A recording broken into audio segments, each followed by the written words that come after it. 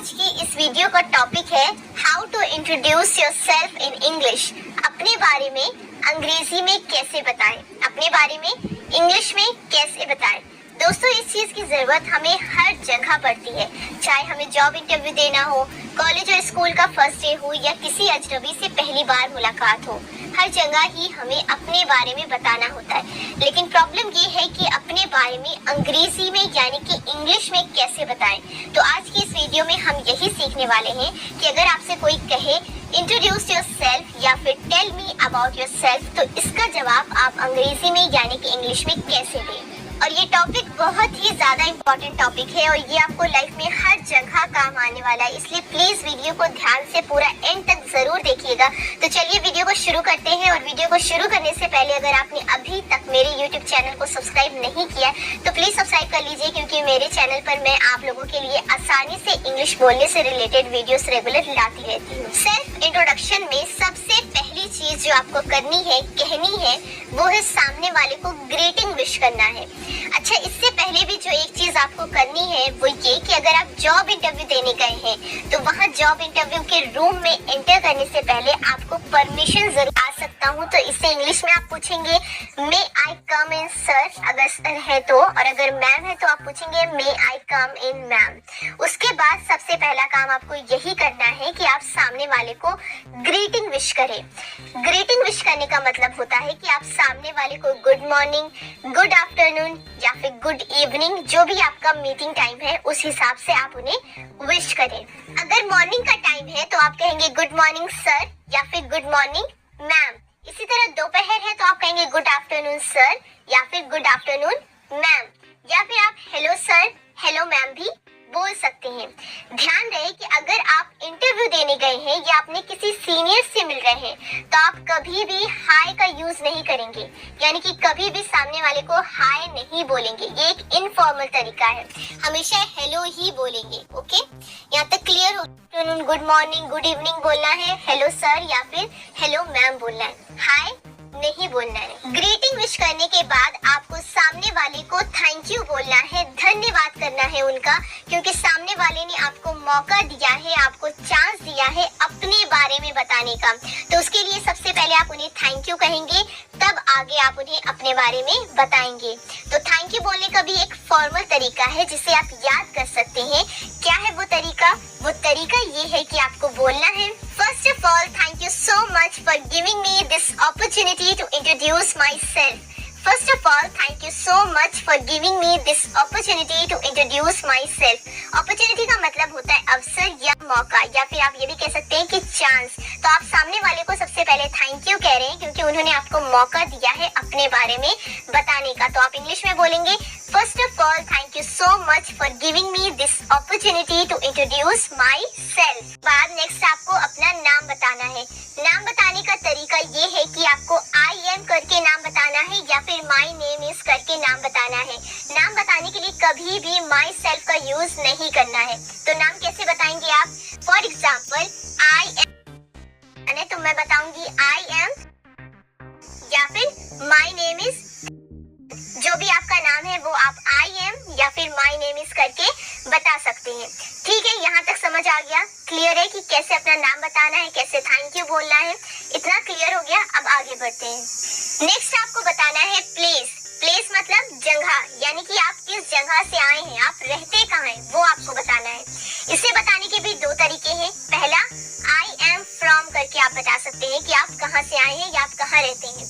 दूसरा तरीका है आई बिलोंग टू। ये दोनों तरीके हैं, आई एम फ्रॉम या फिर आई बिलोंग टू। तो आप इसे कैसे बताएंगे? फॉर एग्जाम्पल अगर मैं दिल्ली में रहती हूँ तो मैं बोलूंगी आई एम फ्रॉम दिल्ली या फिर आई बिलोंग टू दिल्ली। लेकिन ये आपको तब बोलना है जब आपका इंटरव्यू दिल्ली से बाहर हो रहा है, तब आप बोलेंगे I am from Delhi, I belong to Delhi. दोनों में से एक बोलना है, दोनों नहीं बोलना है, दोनों में से एक बोलना है। या फिर आप बोल सकते हैं आई एम फ्रॉम दिल्ली या आप बोल सकते हैं आई बिलोंग टू दिल्ली। ये आपको तब बोलना है जब आपका इंटरव्यू हो रहा है आपके शहर से बाहर, यानी कि दिल्ली से बाहर हो रहा है, तब आप ऐसे बोलेंगे।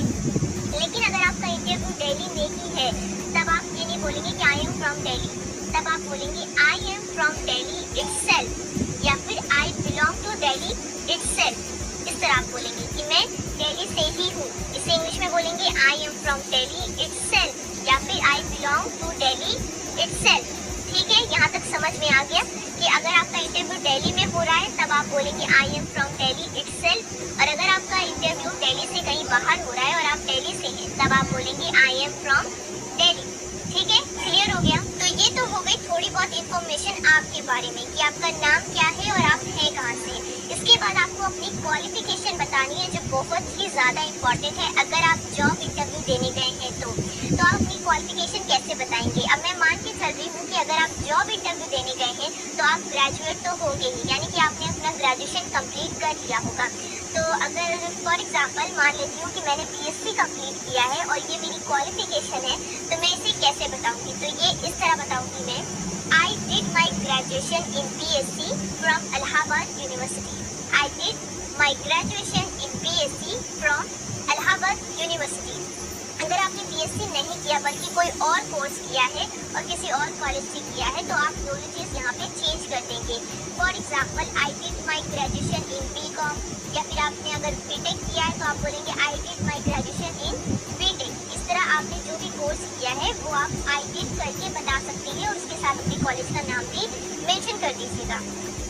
क्वालिफिकेशन बताने के बाद आपको अपनी पर्सनालिटी के बारे में बताना है जिससे सामने वाला आपसे और भी ज़्यादा इम्प्रेस हो सके। तो अपनी पर्सनालिटी के बारे में बताने के लिए आप कुछ सेंटेंसेस का यूज़ कर सकते हैं जो मैं आपको बताऊंगी और इसे आप सर या मैम करके बोल सकते हैं। तो आपको बोलना है, goal oriented person, I am a creative and hard working person and my strength is I am self motivated and discipline person. इतना काफ़ी है आपको अपनी पर्सनैलिटी बताने के लिए, तो आप इन सेंटेंसेस का यूज़ कर सकते हैं अपनी पर्सनैलिटी के बारे में बताने के लिए। नेक्स्ट आपको बताना है अपना एक्सपीरियंस।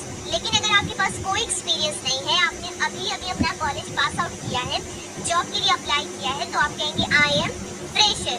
आई एम फ्रेशर, मेरे पास कोई एक्सपीरियंस नहीं, मैं बिल्कुल फ्रेशर हूँ, मैंने अभी अपना कॉलेज पास आउट किया है, तो आप बोलेंगे आई एम फ्रेशर। और अगर किसी काम में एक्सपीरियंस है, मतलब आप 2-3 साल के बाद, अपने कॉलेज के बाद 2-3 साल के बाद आपने जॉब अप्लाई किया है और उन 2-3 साल में आपने कहीं काम किया है, तो आपने एक्सपीरियंस बताएंगे। उसके लिए आप बोलेंगे I have 3 years experience in. I have 3 years experience in. जिस भी चीज़ में आपका एक्सपीरियंस है वो आप यहाँ पे मेंशन करेंगे। For example, I have 3 years experience in marketing, I have 3 years experience in data entry. इस तरह की एग्जाम्पल आप बता सकते हैं। जिस भी चीज़ में आपका एक्सपीरियंस रहा हो वो आप यहाँ पे मेंशन करेंगे और इस तरह सेंटेंस बोलेंगे I have 3 years experience. 3 years की जगह आप 2 year, 1 year या 6 month, जितना भी आपका एक्सपीरियंस है वो यहाँ पे मेंशन कर सकते हैं। इस तरह से आप अपना एक्सपीरियंस बताएंगे। इसके बाद हॉबीज बताने के लिए मैं आपको एक एग्जाम्पल देती हूँ। My hobbies are reading book, cooking and listening music. इस तरह से आपको अपनी हॉबीज बताना है। जरूरी नहीं है कि आपको सेम यही चीज़ बोलनी है। माई हॉबीज आर करके आपको जो भी अच्छा लगता है वो आप बताएंगे। हॉबीज का मतलब होता है कि जो भी चीज़ आपको करना अच्छा लगता है वही आपकी हॉबीज होती है।